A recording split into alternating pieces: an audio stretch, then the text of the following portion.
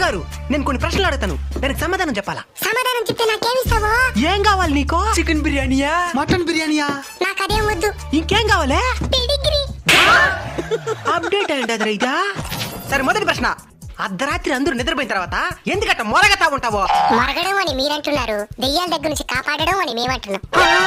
నీకు దెయ్యాలు కూడా కనపడతాయా? నీలాంటి ప్రేతాత్మలే కనబడతాయా, ఇంక దెయ్యాలు కనబడవా?